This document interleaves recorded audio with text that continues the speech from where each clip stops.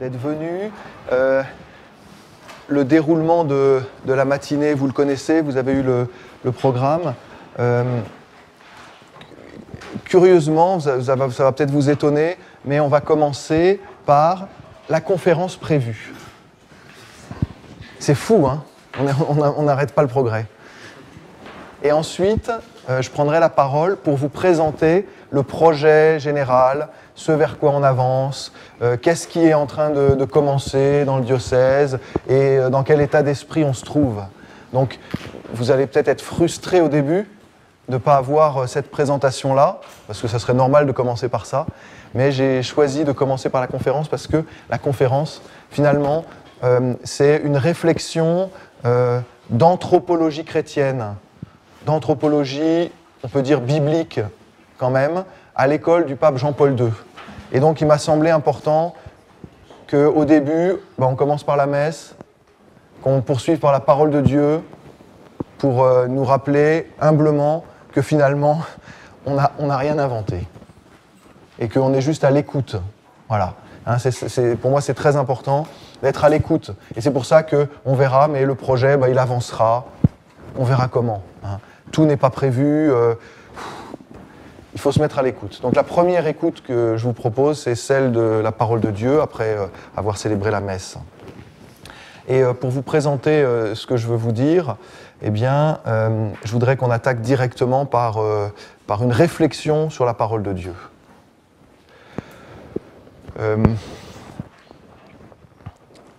La parole de Dieu, on a l'habitude d'entendre au catéchisme que c'est Dieu qui nous parle. Mais peut-être qu'on a une conception un peu trop extrinsèque de la parole de Dieu, c'est-à-dire venant de l'extérieur, comme si le Seigneur nous parlait loin dans son nuage, là-haut dans son ciel, à travers une parole qui nous tomberait dessus. Voyez ?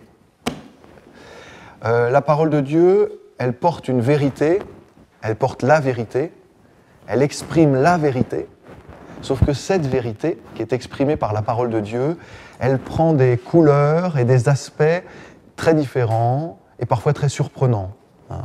J'aime, pour présenter la parole de Dieu, dire que le Seigneur est passé par le cœur de l'homme pour se révéler. C'est-à-dire que, à la différence de la conception plus musulmane, on va dire, de la parole de Dieu, où l'ange Gabriel dicte la parole au prophète qui écrit, qui ne peut pas traduire d'ailleurs, puisque le texte est vraiment... vraiment, c'est une religion du livre au sens presque du texte. Eh bien, dans la conception plus chrétienne, en tout cas de la parole de Dieu, judéo-chrétienne de la parole de Dieu, le Seigneur passe par le cœur de l'homme. C'est un peu, toute proportion gardée, c'est un peu comme si on disait de la parole de Dieu, elle est inspirée par Dieu de la même manière qu'un époux est inspiré par son épouse lorsqu'il lui compose un poème. Ça ressemble plus à ça. Je sais pas... Vous composez pas de poèmes à vos épouses?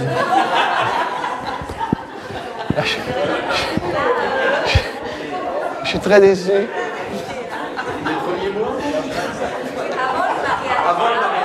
Avant le mariage, voilà, c'est ça. Donc, ça veut dire que le Seigneur, pour nous montrer ce que c'est que la vérité, utilise de nombreux langages, de nombreuses expériences, de nombreux auteurs aussi. Voilà. Le Concile Vatican II nous rappelle que la parole de Dieu est à la fois et indissociablement parole de Dieu et parole humaine. C'est les deux en même temps. Comme si les deux étaient tellement imbriqués qu'on ne pouvait pas les séparer. J'aime dire à propos de la vérité de la parole de Dieu, ceux qui ont fait la visite de la cathédrale le savent, qu'on est dans une société où on a un rapport à la vérité qui est un rapport quasi factuel. La vérité ne peut être que factuelle. Le langage est factuel. Finalement, la vérité qu'on reçoit, c'est la vérité de France Info. La vérité du « c'est écrit donc c'est vrai ». Le langage factuel nous indique que, alors là je ne me suis pas bien renseigné, d'habitude quand je fais la visite de la cathédrale, je me renseigne la veille pour savoir quel a été l'événement sportif marquant de la veille. Il me semble que les Bleuets ont gagné 2-0 pour les qualifications de la Coupe d'Europe 2015. Les Bleuets, c'est la petite équipe de France.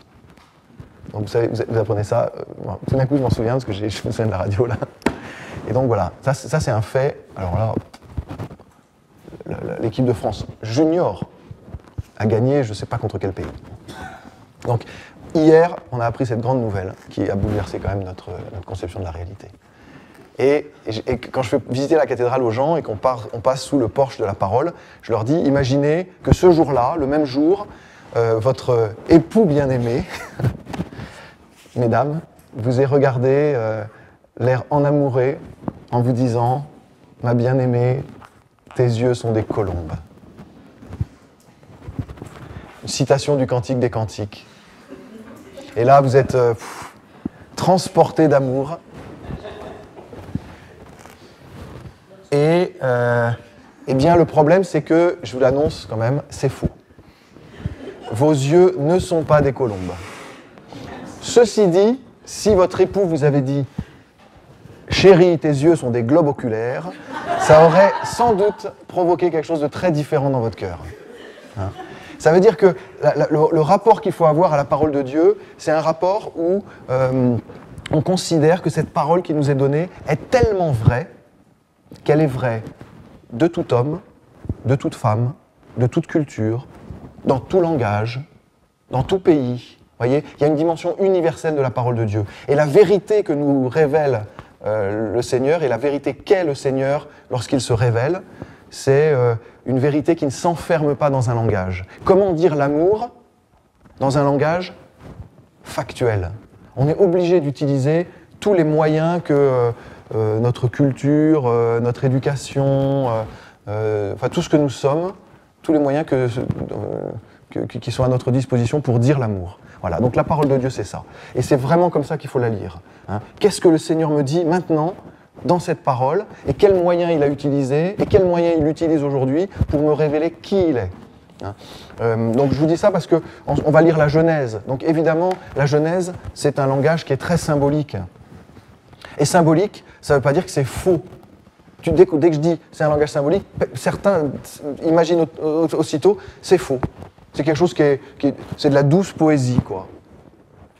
En fait, non, c'est tellement vrai que ça ne peut pas se réduire à du langage factuel. On est obligé d'utiliser un langage symbolique pour nous faire prendre un peu de recul et nous faire comprendre ce que le Seigneur dit non seulement de tel homme et de telle femme à telle époque, mais aussi à chacun d'entre nous. Hein ? Parce que sinon, c'est un peu toute proportion gardée, la démarche que voulait faire La Fontaine lorsqu'il utilisait des animaux pour révéler une vérité qui était vraie finalement de toute personne humaine. Hein. Lorsqu'il parlait de l'orgueil, bah, évidemment on est tous concernés. Mais s'il avait parlé de l'orgueil de M. Dupont, on aurait cru que c'était M. Dupont uniquement qui était concerné. Donc il utilise des animaux. Alors c'est pas quand même la même chose parce qu'il faut tenir quand même qu'il y a une dimension historique de la parole de Dieu qu'on ne peut pas rejoindre par l'histoire, justement. Donc ça fait référence à un événement, parce que le symbole peut être compatible avec un événement historique. Le Seigneur a tout à fait pu multiplier les pains, ce qu'il a fait. Il n'en reste pas moins que cet événement de la multiplication des pains est symbolique, tout en étant historique. Vous voyez, c'est très important de dire que la grandeur de la parole de Dieu se déploie sur différents domaines et à différentes échelles. Voilà. Alors, une fois que j'ai dit ça, je vais vous parler de Jean-Paul II. Le regard que je vais porter sur l'anthropologie, c'est le regard de Jean-Paul II, que j'ai reçu dans un institut qui porte son nom, qui s'appelle l'Institut Jean-Paul II, pour le mariage et la famille, à travers des grands professeurs qui m'ont appris à connaître l'enseignement de ce saint pape. Parmi ces professeurs, il y avait le bon père, on l'appelait comme ça, le bon père Ouellette, qui est devenu le cardinal Ouellette, et qui m'a donné les cours d'anthropologie théologique. Voilà. Donc je vais m'inspirer un peu de lui, parce que l'exercice est très difficile. Pour ceux qui ont lu Hommes et femmes, il les créa, c'est vraiment, j'allais dire la Bible, il ne faut pas que je dise ça, mais c'est vraiment l'ouvrage de référence de l'anthropologie théologique de Jean-Paul II. C'est le plus gros livre qu'un pape ait écrit, finalement. même si ce n'est pas tout à fait un livre, parce que c'est une série de conférences. Et ce sont des conférences qu'il a données dans les premières années de son pontificat, entre 1979 et 1983. Certains réduisent à 81, parce que c'est pas tout à fait... voilà. Enfin, en tout cas, il a déployé son enseignement de telle manière à ce que ça puisse former cet énorme pavé. Ajoutez à cela qu'il a une culture qui n'est pas tout à fait la nôtre, parce que la culture slave, la culture polonaise, en tout cas, et en plus de ça, sa formation étant d'une telle richesse que c'est parfois pas facile à suivre. Hein. Ceux qui se sont penchés sur ces catéchèses ont bien vu que c'est vraiment pas facile de suivre sa pensée. Donc il faut passer par des médiations pour comprendre exactement ce qu'il a voulu nous dire. J'ai choisi de parler sans rien, enfin en préparant, je vous assure, j'ai pas préparé, mais c'est tellement pensé qu'à un moment je me suis dit, si jamais je leur fais un topo là-dessus, ils vont rien retenir. Donc je vais parler librement de ce que j'ai préparé pour vous donner un enseignement qui, j'espère, sera accessible. Pour Jean-Paul II, Jean-Paul II a une conception de l'âme et de la relation entre l'âme et le corps qui, même si elle emprunte beaucoup à la tradition, on va dire, aristotélicienne et thomiste, s'en écarte un peu. Je m'explique. Vous avez l'image habituelle de la personne humaine formée d'un corps et d'une âme. Peut-être certains se disent, il y a l'âme, c'est le truc qui plane au-dessus là, l'esprit, là, dans le cerveau, là un peu, la psychologie, et le corps. Voilà.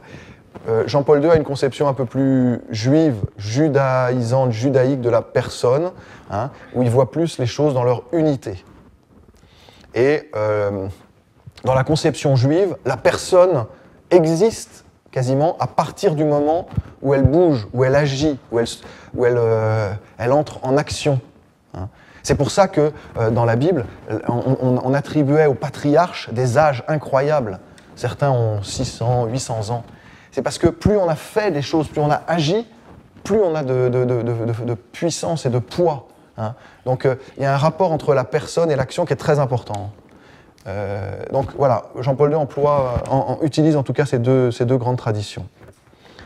Qu'est-ce que ça veut dire ? Ça veut dire que sans balayer cette conception-là, il va la mettre un peu de côté et il va nous dire, en lisant la Genèse, qu'est-ce que le Seigneur a voulu nous dire lorsqu'il a dit, en particulier,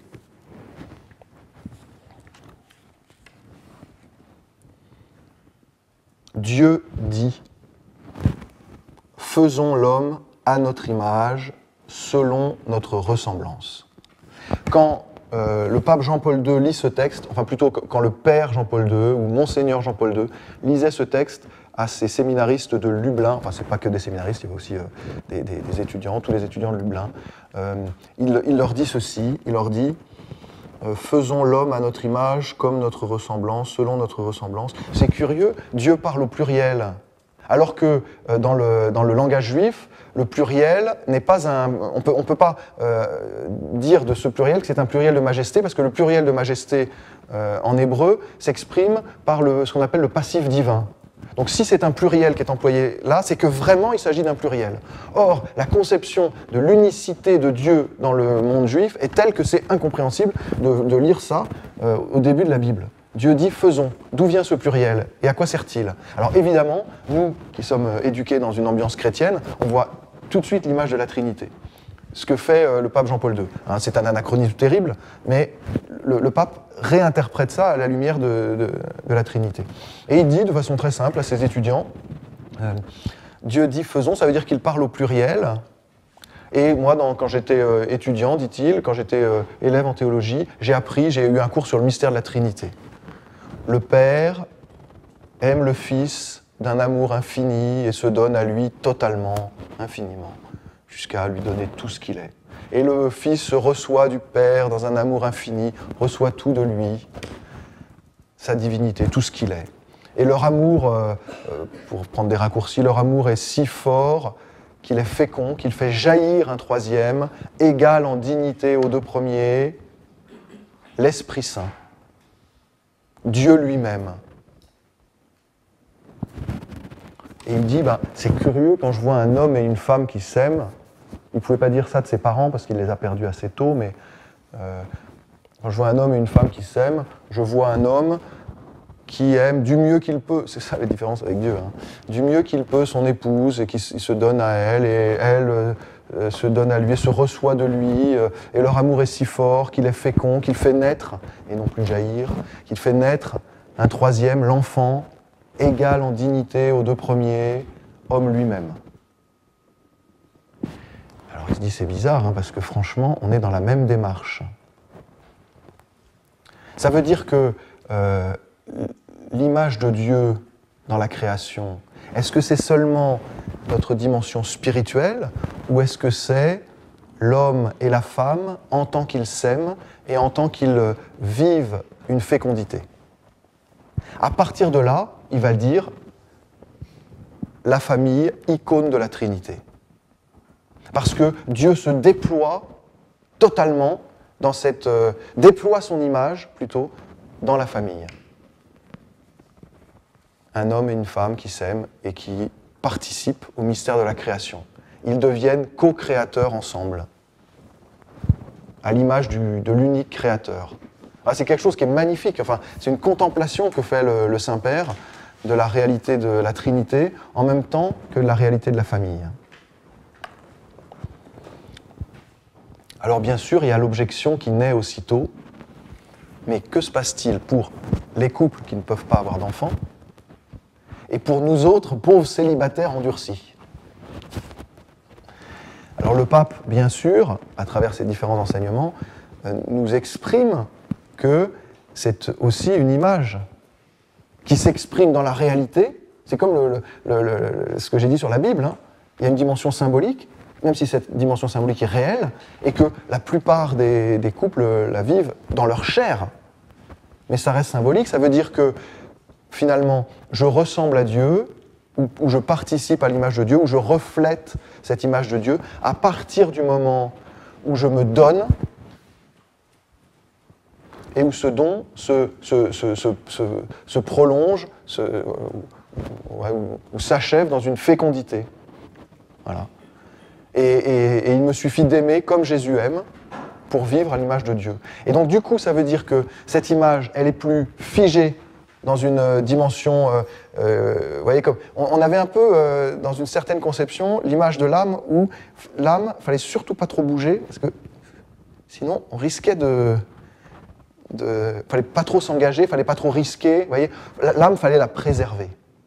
Hein. Donc ça a généré bien sûr une fausse conception de la pureté. La pureté comme étant quelque chose qu'il faut préserver, garder absolument, qu'on reçoit à la naissance, et surtout on va faire en sorte de ne pas la perdre. On passe de cette conception-là à une conception dynamique, où la pureté, il faut aller la chercher en se donnant. L'homme pur, c'est celui qui se donne, à travers des actions, et donc il ressemble à Dieu à partir du moment où il donne toute sa vie. Et là, on est dans une conception dynamique, qui implique l'action, qui est plus juive, on va dire, hein. Ça veut dire que la conception morale de Jean-Paul II, ça va être, enfin en tout cas, presque son credo moral, ça va être de dire tout ce qui touche mon corps, touche mon cœur.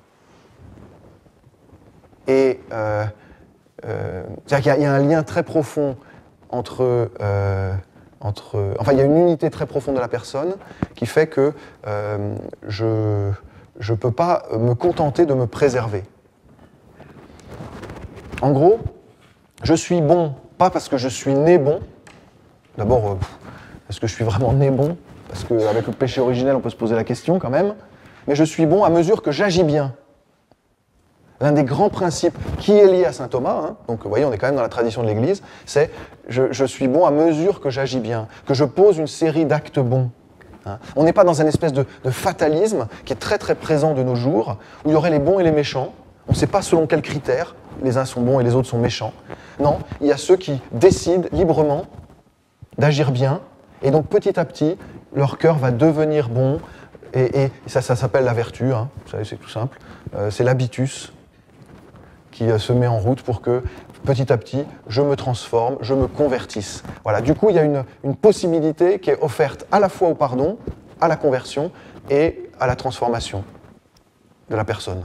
C'est très important cette conception-là parce qu'on est tellement pris dans la société, dans une conception, je ne sais pas comment dire, les bons et les méchants, quoi, western. Donc non, on ne peut pas se satisfaire de ça.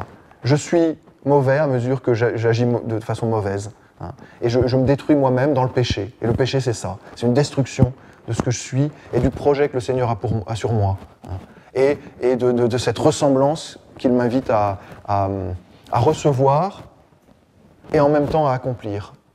Et donc c'est très important de vous dire que le mariage est le lieu où s'exprime tellement naturellement ce projet de Dieu sur l'humanité, où l'homme se donne concrètement, et en plus on peut imaginer, non pas un couple idéal, mais un couple où il faut se donner concrètement dans les petites choses, dans les petites contrariétés, dans les difficultés de la vie quotidienne, dans un métier, dans une vie familiale, dans les loisirs. Toute ma vie peut du coup ressembler à Dieu. Et il n'y a pas que quand je prie, même si je reçois cette vie aussi dans la prière et surtout dans la prière, mais toute ma vie est concernée. Et là, on a une conception de la pureté qui est vraiment dynamique et unifiée. Hein. J'ai pas tout d'un coup ma vie familiale, ma vie spirituelle, et puis ma vie professionnelle où je fais n'importe quoi, où je suis mu par une espèce d'ambition qui me fait oublier totalement Dieu et qui je suis, et une vie de loisirs où je me bourre la gueule avec mes potes, en pensant à tout sauf à ma famille. Enfin, vous voyez, non, je suis amené à vivre pleinement, joyeusement, dans toutes les dimensions de mon être et de ma vie.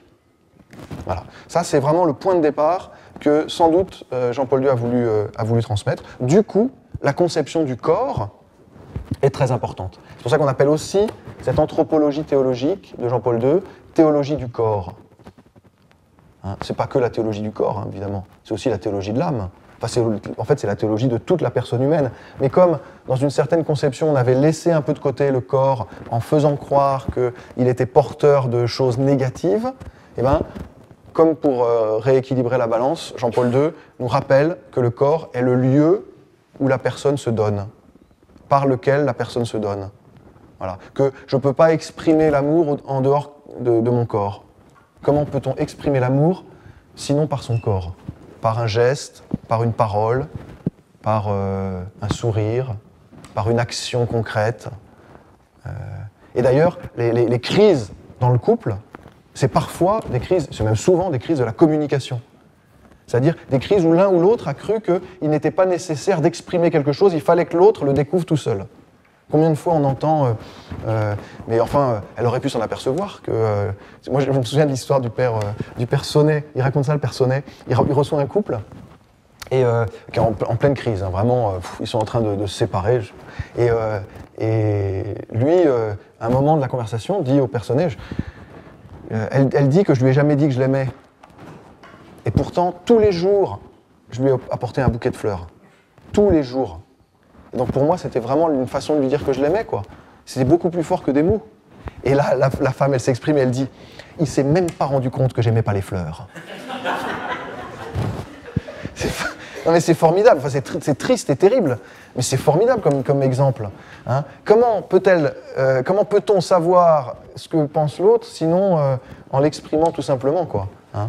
Et d'ailleurs, on pourrait faire toute une réflexion autour du verbe, et de la conception augustinienne du verbe, etc. Enfin, je ne veux pas faire un cours de théologie, mais vous voyez, c'est très important dans le couple, dans la vie, de dire qu'on est une personne unie et on a besoin de transmettre, d'exprimer, voilà. Maintenant, une fois... Alors voilà, la conception du corps est très importante parce que ça va devenir le beau lieu où s'exprime l'amour, avant d'être le lieu du péché. Et bien sûr, on a été égaré, mais je vais pas y revenir parce que ça serait un peu compliqué, un peu long, et puis ça prendrait plusieurs heures, sur la conception paulinienne de la chair et de l'esprit, et l'opposition entre l'esprit et la chair, et qu'est-ce que ça signifie, qu'est-ce qu'il faut entendre, et qu'est-ce que c'est que la chair. Hein, voilà, donc ça, je laisse de côté par une pirouette dans laquelle je dis, dans la conception judéo-chrétienne, même si à certains moments de l'histoire de l'Église, ça n'a pas été perçu aussi fortement, le corps est un don de Dieu. La relation sexuelle est un don de Dieu. Et le pape exprime à plusieurs moments que le plus bel acte que le Seigneur nous ait offert de faire, c'est justement cet acte-là, qui est si beau et si grand que justement, il ne peut pas se faire n'importe comment. Et toute l'exigence que Jean-Paul II avait dans le domaine de la morale sexuelle est liée à la beauté du geste et de l'acte. Voilà. C'est la façon la plus belle et la plus grande que la création nous offre pour exprimer l'amour. Et pour participer du coup au projet que le Seigneur a sur la création en étant co-créateur. Donc vous voyez, ce n'est pas du tout ce qu'on pense ou ce qu'on a pensé un peu trop quand même dans l'Église, il faut le dire. Hein. En disant, oh là là, bon, d'abord le plaisir est mauvais, ensuite la relation sexuelle c'est le lieu du péché, il faut bien le faire, donc faisons-le avec le moins de plaisir possible. Il y a eu un moment, hein, c'est ce genre de conception-là. Hein. Vraiment, le pape Jean-Paul II a voulu chasser ça pour donner une grande espérance au langage du corps, quoi. Enfin une grande force au langage du corps, et nous faire entrer dans l'espérance, justement. L'espérance que l'amour, il peut être vécu à différents niveaux. Il n'est pas que spirituel et platonique, vous voyez au-dessus, la petite âme qui s'agite. L'amour s'exprime. Et l'amour s'exprime aussi dans la souffrance et dans la difficulté. Vous voyez, tout est inclus dans cette conception de la personne humaine. Voilà. Une fois que j'ai dit ça, je voudrais faire un parcours pour vous montrer comment Dieu est un époux. Un parcours biblique pour vous montrer comment Dieu est un époux. Et que finalement, c'est pas Dieu, parce qu'on a un peu ça, on a un peu cette image-là, c'est pas Dieu qui est à l'image de l'homme et de la femme. C'est bien l'homme et la femme qui sont à l'image de Dieu. Donc il faut reconnaître en Dieu la dimension de l'époux, la dimension de l'épouse. Évidemment. Alors comment Dieu est un époux ? Toute la Bible nous le dit. Dieu Père, époux de son peuple. Depuis Abraham. J'aime beaucoup le récit du chêne de Mambré, parce que, si vous vous souvenez bien, on est exactement dans la même logique que ce premier chapitre de la Genèse. La Bible utilise un pluriel. Et d'ailleurs, on ne sait jamais si ces braves visiteurs devant Abraham sont 3 ou 1. On est complètement perdu dans le récit. Hein. Au chêne de Mambré, le Seigneur apparut à Abraham, qui était assis à l'entrée de la tente. C'était l'heure la plus chaude du jour. Abraham leva les yeux et il vit 3 hommes qui se tenaient debout près de... Dès qu'il les vit, il courut à leur rencontre, se prosterna. Et il dit « Mon Seigneur », au singulier. Alors s'ils sont 3, comment... Et donc il y a aussi cette dimension trinitaire qui est très, très fortement incluse pour nous, hein, dans le texte. Un bibliste, il sauterait au plafond en entendant ce que je dis, hein, je vous le dis tout de suite. Mais bon... Voilà, on peut interpréter l'Écriture à la lumière de la Trinité, et même l'Ancien Testament. Ça s'appelle plutôt la théologie biblique, ça. Voilà. Donc j'aime beaucoup ce récit parce que, qu'est-ce qui se passe ? Il y a le brave Seigneur, enfin les 3, ou les anges, on ne sait plus trop. Enfin, les personnes qui viennent rencontrer Abraham. Abraham leur propose l'hospitalité. Et puis, j'aime beaucoup la question de ces 3 personnages. Où est Sarah ? Où est Sarah, ta femme ? Oups. Et donc, effectivement, il avait oublié sa femme. Donc, c'est embêtant parce que ce que veut lui dire le Seigneur, c'est « Je pense que tu as oublié la moitié de toi-même, finalement. Et tu as oublié toute une dimension de toi-même. » Et une fois que Abraham l'a rassuré un peu, ma femme existe. Enfin, au moins, elle n'est pas là, mais elle existe, elle est dans la tente. Voilà. Je vais prendre un grand raccourci, mais les 3 personnages disent à Abraham, on reviendra un autre jour alors. Parce que s'il avait eu un fils, dans la tradition juive, il aurait présenté son fils quasiment en premier, avant sa femme. Donc les 3 personnages savent automatiquement qu'il n'a pas d'enfant. Et moi, j'aime interpréter ça en miroir, en disant, voilà, les 3, le Dieu Trinité rencontre une seule personne, le dialogue n'est pas possible. Ils sont 3, il est tout seul, l'autre là, dans son coin. Alors, du coup, il disait, mais attends, tu es tout seul ? Comment veux-tu que j'entre en relation avec toi si tu es tout seul ? Ah non, j'ai ma femme. Ah, tu es capable de te donner. Ah bon, c'est bien. Alors, on peut commencer à dialoguer. Mais pourtant, ce don, est-ce qu'il est fécond ? Est-ce que tu as été jusqu'à la fécondité ? Ah non, tu n'as pas goûté la joie de la fécondité. Tu n'as pas été jusqu'au bout du don. Alors je vais te donner la possibilité de me rencontrer en vérité. Et le Seigneur donne à Abraham la possibilité de lui ressembler, en fait. Et donc il lui fait don de la vie, enfin de transmettre la vie. Il lui donne ce cadeau de la transmission de la vie.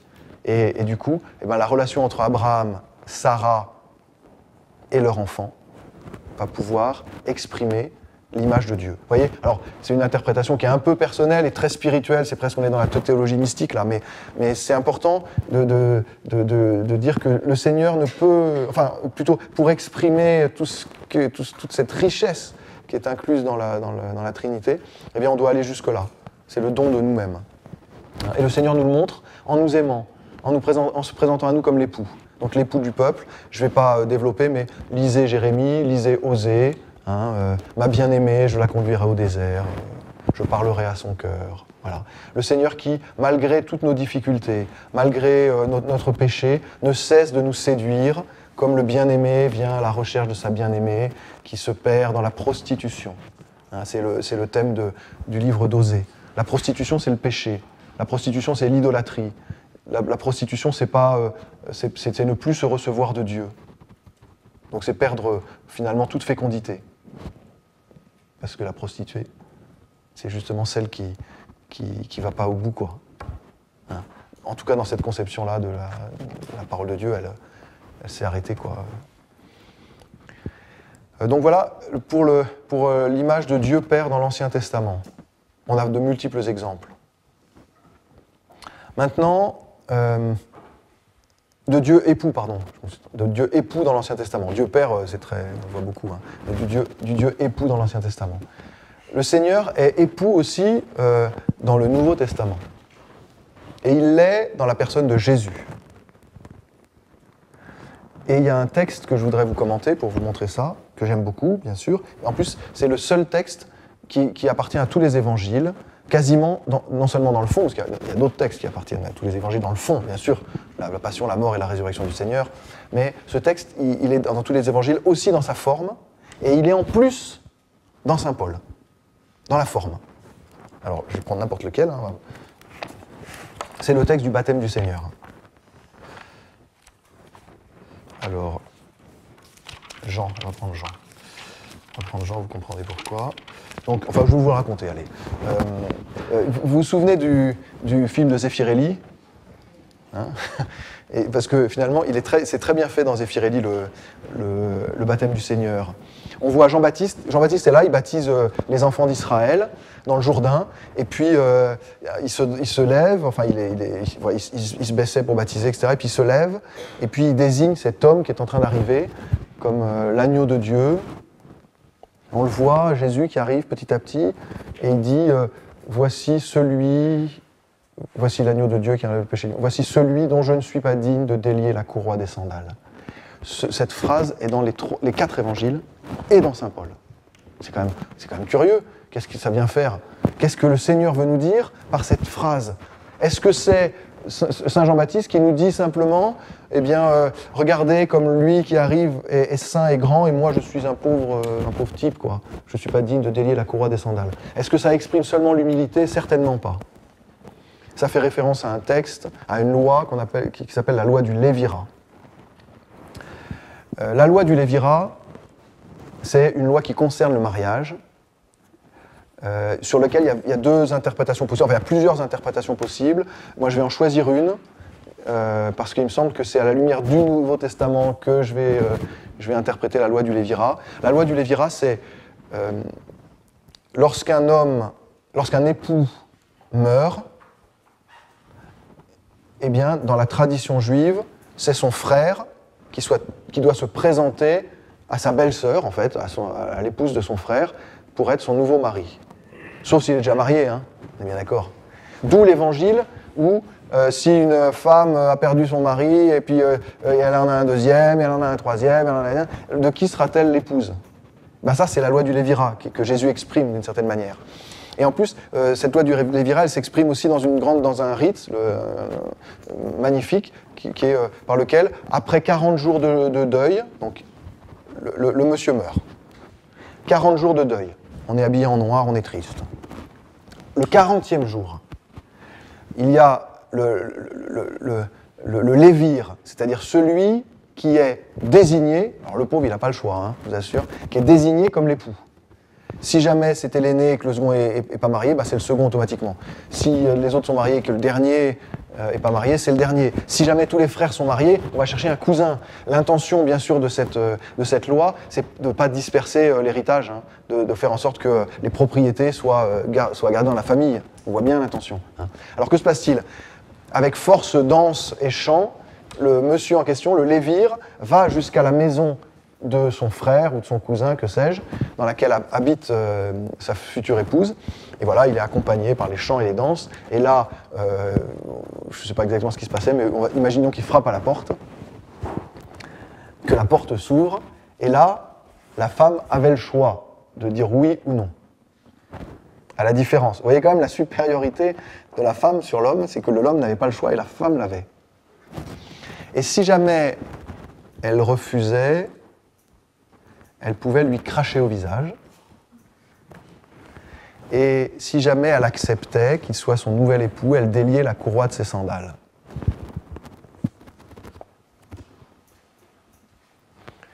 Alors, moi j'aime bien parce que ça veut dire un peu, tiens, bah voilà, t'es chez toi, laisse tes chaussures, mets tes charentaises, c'est bon. Voilà. Alors vous verrez une autre conception qui est plus compliquée, on n'arrive pas bien à savoir ce que c'est que ce geste, mais moi, il me semble qu'on est en tout cas dans la loi du Lévirat, où Saint Jean-Baptiste exprime que, il dit « Je ne suis pas digne de délier la courroie de ses sandales ». Ça veut dire que je ne suis pas digne de délier la courroie de ses sandales, c'est-à-dire qu'il se dit « Je ne suis pas digne d'être l'épouse ». Il se situe du côté de l'épouse, et il dit « Je ne suis pas l'épouse ». Si jamais, devant le peuple d'Israël rassemblé devant lui, en désignant l'agneau de Dieu qui arrive, il dit « Je ne suis pas digne de délier la courroie de ses sandales en s'adressant au peuple de Dieu », ça veut dire quoi?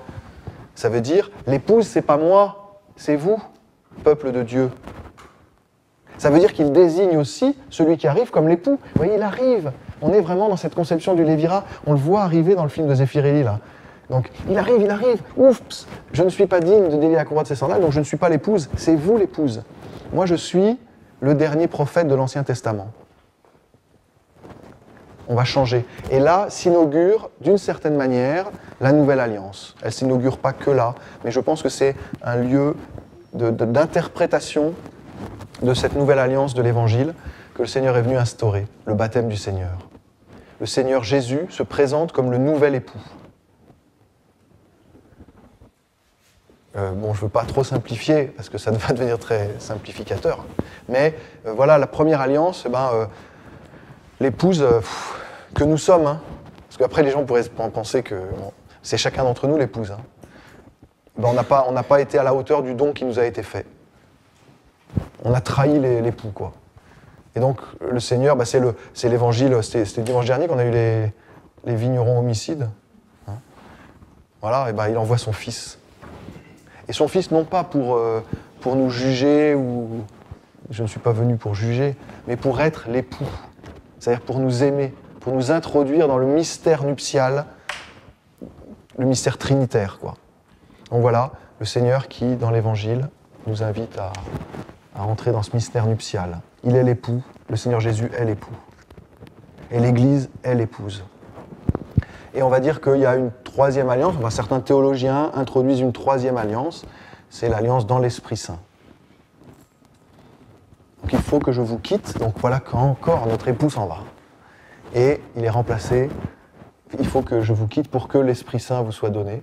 Donc c'est l'Esprit Saint qui va devenir... Enfin en gros, Dieu est notre époux, quoi. Dieu Père, Fils et Saint-Esprit est l'époux. Celui qui nous aime, celui qui se donne à nous, celui qui va livrer sa vie jusqu'au bout, dans le mystère de la croix. Hein. Tout ce que j'ai dit au début, c'est d'abord Dieu qui l'est, qui le vit et qui l'est. Don total, offrande totale de lui-même. Hein. Et là, je voudrais maintenant commenter la troisième alliance, c'est celle dans laquelle nous vivons, qu'on pourrait appeler le mystère de l'Église, qui se déploie, l'alliance sacramentelle, où finalement c'est pas tellement l'Esprit Saint, c'est Dieu, Trinité, qui est notre époux. Et je voudrais vous l'exprimer à travers ce que les pères synodaux ont voulu faire au Concile Vatican II. à propos de la liturgie de Paul VI. Et là, parmi les professeurs que j'ai eus, il n'y a pas eu que le père Ouellette, enfin le cardinal Ouellette, pardon, il y a eu aussi un professeur qui nous a fait un cours de liturgie qui m'a beaucoup marqué. C'est le père Monseigneur Pietro Marini, qui était l'homme aux cheveux blancs qui se tenait toujours à côté de Jean-Paul II, parce que c'était son cérémoniaire pontifical. Et il m'a fait un cours sur la messe de Paul VI que je n'avais jamais entendu. Et qui m'a fait comprendre la richesse de ce que les pères du synode du Concile Vatican II avaient voulu faire en présentant la messe sous un aspect différent. Il y a deux grands aspects de la célébration eucharistique qui sont tellement unis l'un à l'autre. Il y a l'aspect de sacrifice, qui était plutôt mis en valeur par la messe dans le rite tridentin, voilà, où vraiment on était tourné vers l'autel avec les fidèles. C'est pas une conception négative, hein. Voilà, on offre, quoi. C'est l'offrande qui était mise en avant. Avec la messe de Paul VI, c'est la même chose, sauf que l'offrande est vue, tac, sous un autre angle. C'est comme si la caméra était changée. Donc c'est le même mystère, il ne faut surtout pas opposer. En revanche, la façon dont on a de le présenter est différente. C'est quoi? C'est le mystère de l'époux et de l'épouse dans la liturgie. Et l'offrande, c'est l'offrande de l'époux à l'épouse et de l'épouse à l'époux. Donc c'est la même chose, hein. On est dans le même mystère, sauf que on avait peut-être oublié cette dimension nuptiale dans la liturgie et peut-être aussi dans la théologie. Alors, pour vous exprimer comment les sacrements, et en particulier l'Eucharistie, sont le lieu particulièrement fort de vie de l'époux et de l'épouse, je vais vous décrire la messe. Alors, donc d'abord vous avez remarqué que le prêtre est face à l'assemblée, comme un époux se tient face à son épouse. Le prêtre représente le Christ époux, et il s'adresse à son épouse.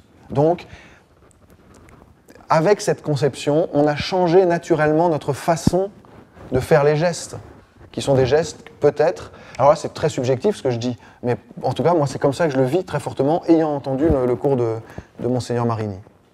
C'est « le Seigneur soit avec vous ». Vous voyez, je veux dire, il y a un geste naturel d'accueil de l'épouse, de rencontre. Dans la liturgie de la messe, juste après ce geste du Christ qui nous accueille, vous voyez, c'est quand même différent de... Vous voyez, même si c'est un geste très beau, le geste de Laurent, hein, dans la liturgie ancienne, on est dans un autre geste, le Seigneur soit avec vous. Voilà. Il y en a qui le font différemment, mais moi j'aime bien faire comme un époux accueille son épouse. Et bien sûr, l'épouse que nous sommes, chacun d'entre nous, voyant la grandeur et la beauté de celui qui s'adresse à nous, on est rempli de confusion. On se dit, mais Seigneur, tu m'offres ta vie, tu m'offres ta chambre nuptiale, dirait Sainte Thérèse d'Avila. Mais je ne suis pas digne. Mais je ne suis pas digne. Je suis un homme pécheur. Comment puis-je être admis dans tes appartements, moi qui suis un pauvre pécheur? Alors le fait de le reconnaître, déjà, ça nous ouvre à la miséricorde de Dieu, qui par son pardon nous permet d'entrer dans le dialogue. C'est comme s'il nous relevait, voilà, dans cette conception aussi, Sainte Thérèse de l'Enfant Jésus cette fois. Dieu qui vient nous chercher par sa miséricorde pour nous élever à sa hauteur. Ah, je suis élevé par Dieu à sa hauteur, donc je peux entrer en dialogue avec lui, je peux m'adresser à lui, je peux lui parler. Et là, d'abord, une fois que le Seigneur m'accueille, je suis très très content. C'est le Gloria, voilà, où la joie de l'épouse qui peut entrer en relation avec son Seigneur s'exprime. Puis ensuite, on rentre dans le dialogue. Hein. La liturgie de la parole, ça reste un dialogue entre l'époux et l'épouse, où dans la liturgie, hein, au départ, la deuxième lecture, elle est venue après, pour des raisons pédagogiques, mais il y a une lecture, un psaume, un évangile.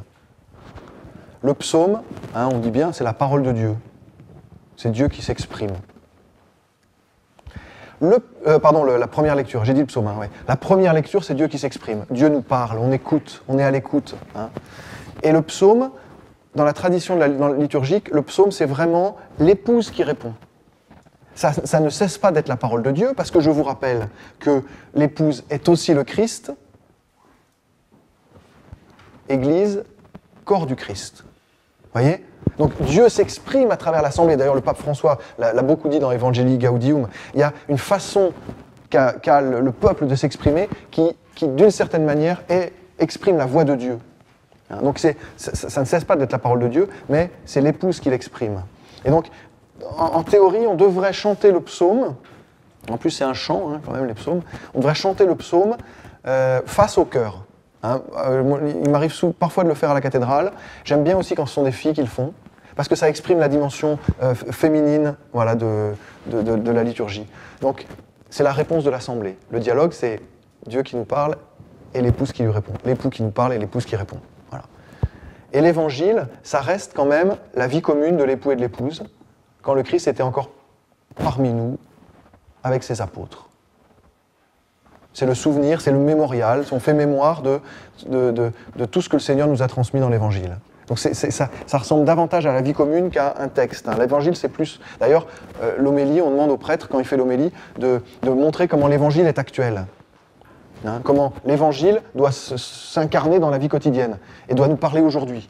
Donc c'est quelque chose de beaucoup plus dynamique, l'Évangile, que la première partie de la liturgie de la parole. L'Évangile, c'est vraiment le lieu où s'exprime le don de Dieu pour nous et où s'exprime la réponse de l'épouse dans le collège apostolique. Voilà. Et ensuite, la montée eucharistique, c'est finalement l'épouse qui va s'offrir tout entière, elle-même. Enfin, le Christ épouse. Enfin, le Christ, l'Église, corps du Christ, plutôt, qui s'exprime, qui s'offre. Et du coup, l'Église, c'est quoi? L'Église, c'est toute l'humanité, finalement. Donc, vous avez vu dans la prière eucharistique qu'on va citer le pape, les évêques, les prêtres et les diacres, et les laïcs, et finalement toute l'humanité. Dans la prière eucharistique, on présente au Seigneur toute l'humanité. Voilà. Toute l'épouse. Alors moi, j'aime beaucoup dire que finalement, c'est toute notre personne. Et c'est pour ça que lorsque je me donne à l'autre, je donne tout ce que je suis. Je donne toutes les dimensions de mon être. Je donne mon corps, mon esprit et surtout mon temps. On y reviendra. C'est la chose la plus difficile à donner. On est capable de donner plein de choses, mais parfois... Bon. Donc vraiment, la prière eucharistique, c'est vraiment cette montée. Et c'est le Christ qui offre finalement au Père l'épouse. Voilà. Et la communion... Ça reste, enfin quand je donne la communion à quelqu'un, je dis le corps du Christ, t'as remarqué, et je le donne à un corps. Donc, à mon avis, dans cette dimension symbolique, on peut dire que la communion, c'est le lieu de l'union des corps. Et ça l'est réellement. Le corps du Christ qui ne fait plus qu'un avec moi, le Christ qui fait plus qu'un avec moi, totalement. Et la fécondité qui suit, qui jaillit ensuite, c'est la charité. J'aime beaucoup aussi dire que dans la célébration de la messe, quand le prêtre dit « ite missa est », ça ne veut pas que dire « allez, la messe est dite, terminé ». Voilà. Pour ceux qui ont fait un peu de latin, j'aime beaucoup ce terme, parce que pour ceux qui ont fait un peu de latin, eh bien, missa est, ça a donné le mot émissaire, émission, voilà. Il y a toute la dimension de la transmission. Il faudrait plutôt dire « vous êtes envoyés ». C'est pour ça qu'on a traduit par « aller dans la paix du Christ ». Il y a la dimension de mouvement dans « ite missa est ». Parfois, le latin, il dit vraiment bien les choses. Et du coup, c'est pas fini, quoi. C'est pas le petit couple. Alors, il s'agit du Christ et de l'Église. Mais c'est pas le petit couple qui se referme sur lui-même et qui se dit « oh, comme on a vécu des choses formidables ». Non, c'est vraiment le couple qui vit une fécondité qui est envoyée. 11h, c'est ça, voilà. Donc,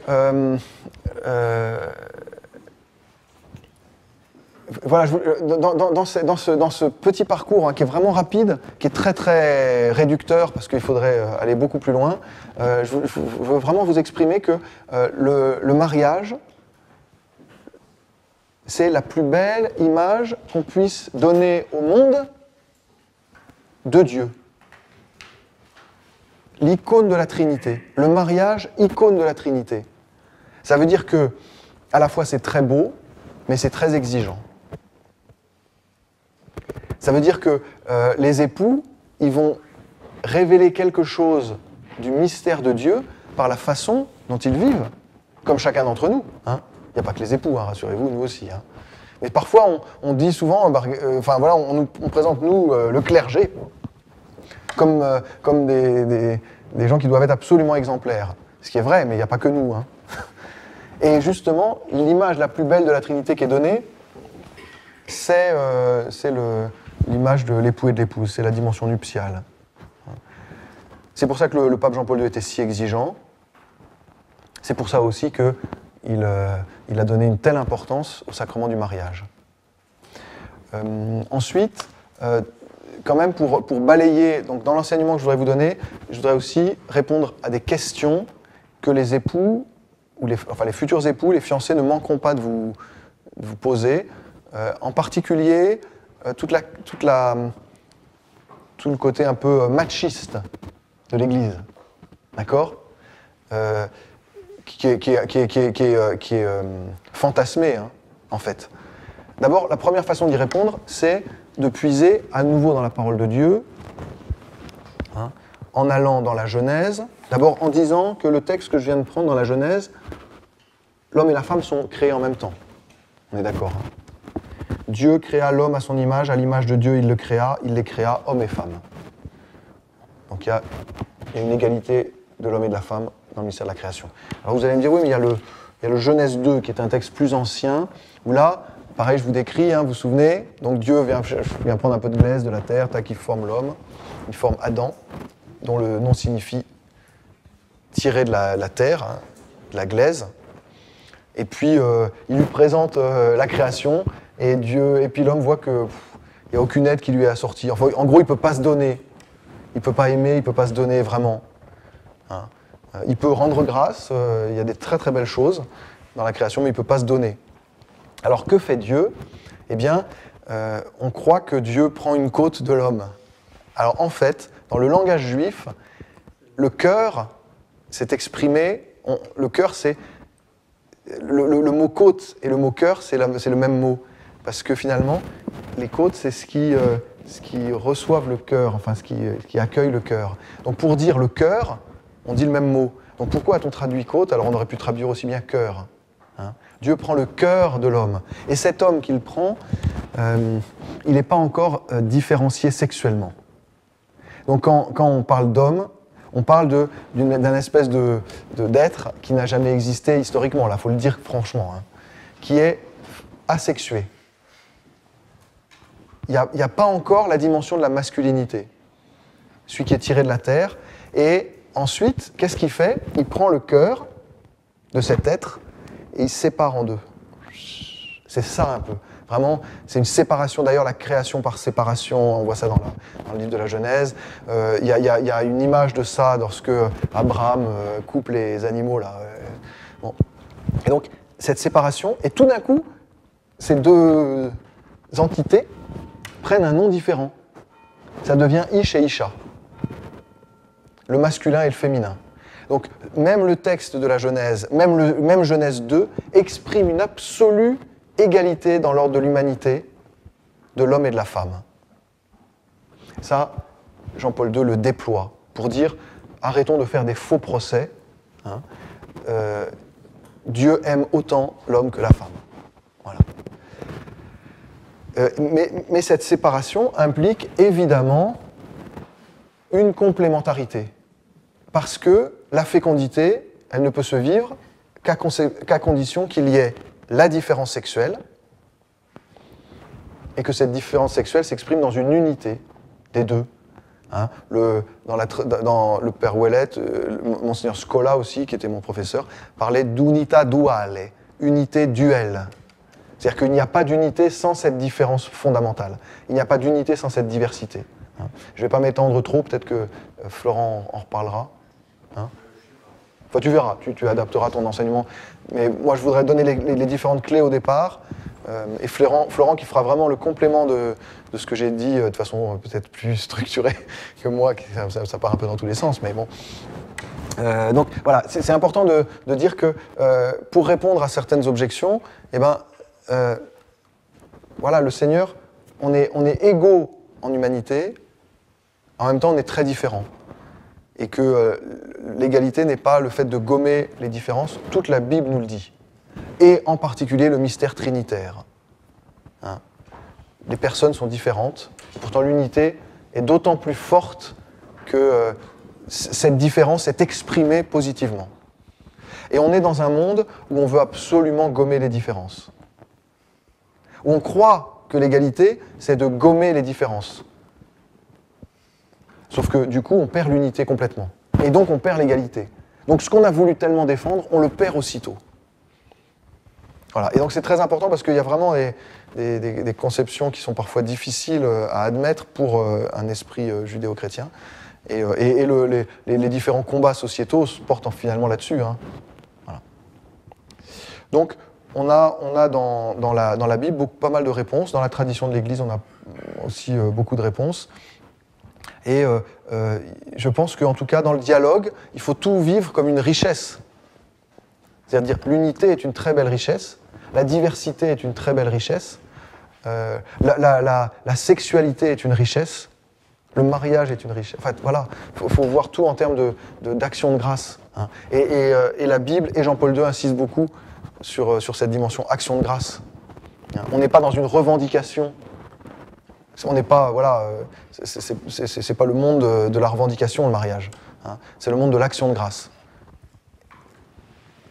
Je pense que je vais m'arrêter là pour laisser un peu de place quand même aux questions.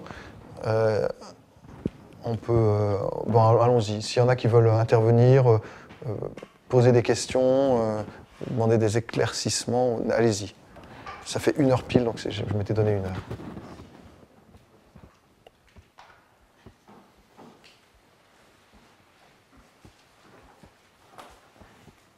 La première étant toujours difficile, passer directement à la seconde question.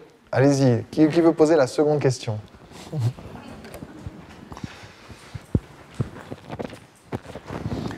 Parce que, voilà, moi, si vous n'avez pas de questions, je peux continuer, hein, il n'y a pas de souci. Hein.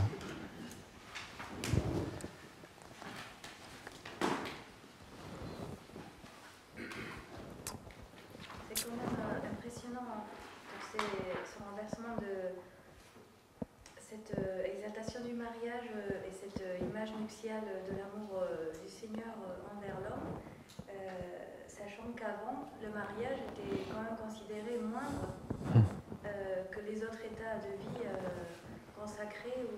Alors, voilà, ça c'est une question hyper importante. Alors déjà, il faut dire que l'Église avance, elle évolue. Et en fait, l'Église déploie le mystère de la révélation. Il faut dire ça. Donc il y a quand même une dimension de une progression. Donc il ne faut pas dire que tout était donné au XIVe de la même manière qu'aujourd'hui. Hein, on avance vraiment, on creuse le mystère de Dieu de plus en plus qui se déploie.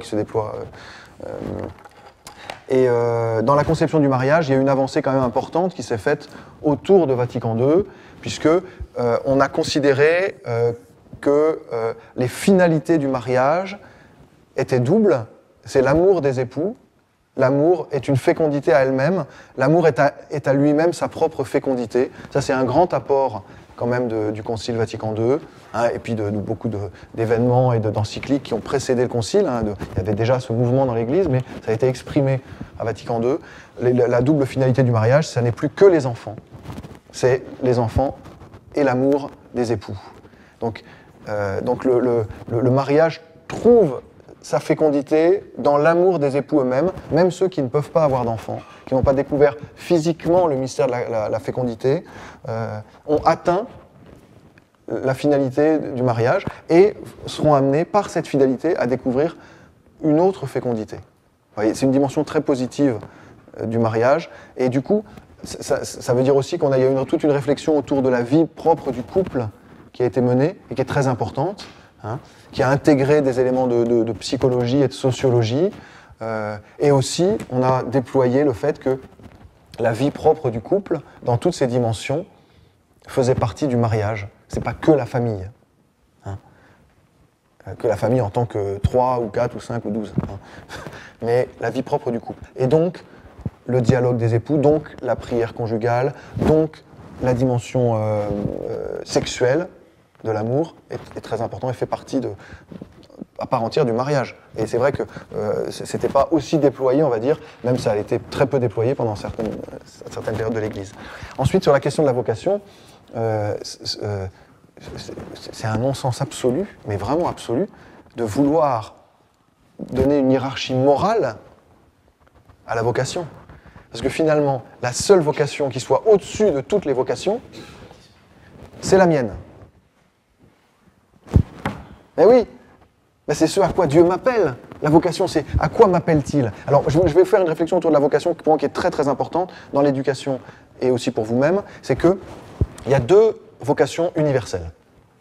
Il y a, on va dire, une vocation universelle surnaturelle, c'est la sainteté. Là, au moins, on est tous égaux, on est tous appelés à être saints. D'accord ?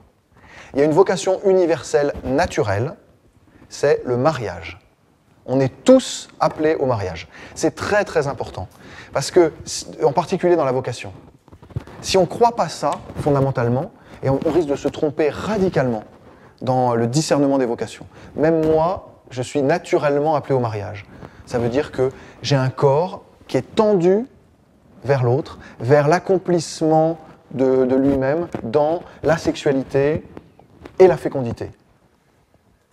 Et que, comme les hommes, je suis attiré par les femmes.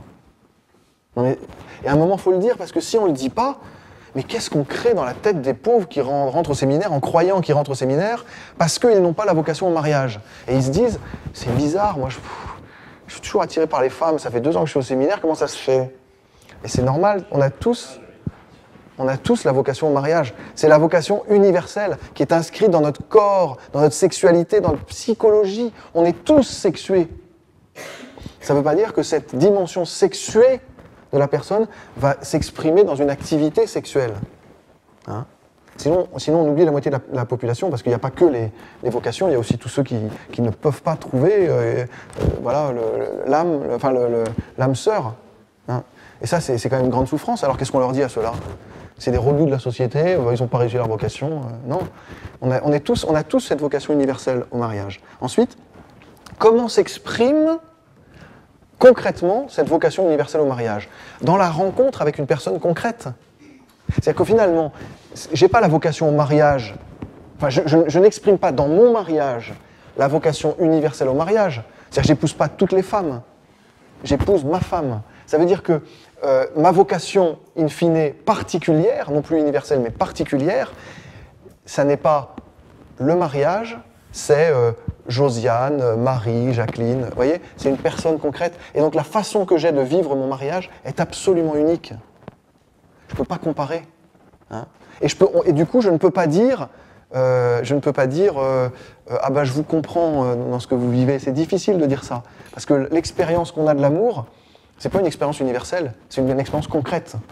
On a une vocation universelle à l'amour, surnaturel et humain, mais cette vocation universelle s'exprime de façon très très concrète. Hein. Un mariage n'a rien à voir avec un autre dans ses modalités, dans sa façon de se vivre, parce qu'on est tous très différents, on a tous des grâces différentes, et c'est très important de le dire aux gens, parce que sinon ils vont vouloir imiter, c'est mauvais. Hein. Donc ma vocation particulière s'exprime à travers telle personne dans le mariage.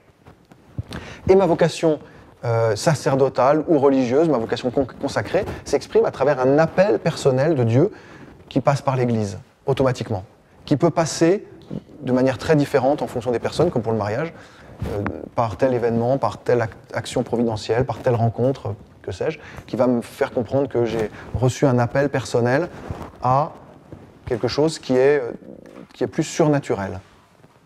Voilà. C'est-à-dire que le Seigneur, parce qu'il m'appelle à me consacrer à lui dans le célibat, eh bien, va me donner une fécondité qui est différente. Mais il faut absolument que j'oppose pas les deux. Et vraiment, la plus grande des vocations, c'est la mienne, parce que c'est celle à laquelle le Seigneur m'appelle. C'est très important de dire ça, sinon on fait une hiérarchie dans les... Sachant que la sainteté, elle se vit de la même manière, elle est appelée à se vivre dans le mariage, dans le célibat, et finalement, dans n'importe quelle vocation, même si elle ne rentre pas dans un cadre. En tant qu'éducateur, on a le devoir d'essayer de discerner en quoi telle personne rentre dans une des grandes familles de vocations. Hein. Est-ce que cette personne est appelée à la vie consacrée? Est-ce que cette personne est appelée au mariage? Mais à la fin, si, de fait, la personne ne reçoit aucun appel à la vie consacrée ou à la vie sacerdotale, et ne se marie pas, est-ce qu'on va lui dire « Ah ben, mon pauvre, t'es un raté, quoi ». Ben non, le Seigneur l'appelle. Et donc on va essayer de discerner avec lui à quoi le Seigneur l'appelle. Et là, ça va être une vocation très, très, très particulière qui va s'exprimer de façon unique. Et on ne sait pas comment. C'est très important. Enfin, je ne vais pas aborder ces questions-là, mais qu'est-ce que vous dites à un homosexuel, quoi? Ça, pastoralement, c'est terrible, hein? Qu'est-ce que vous dites? Si vous avez une conception tellement figée de la vocation, qu'est-ce que vous allez lui dire? Mais la seule chose à lui dire, c'est de lui dire « Mais mon ami, tu es appelé à devenir un saint. » Parce que c'est la vocation universelle. Et comment va s'exprimer ce chemin? Eh bien, on va essayer de le chercher ensemble. Donc c'est très important d'ouvrir un chemin. Et ce chemin personnel de la rencontre, il est vrai de toute personne.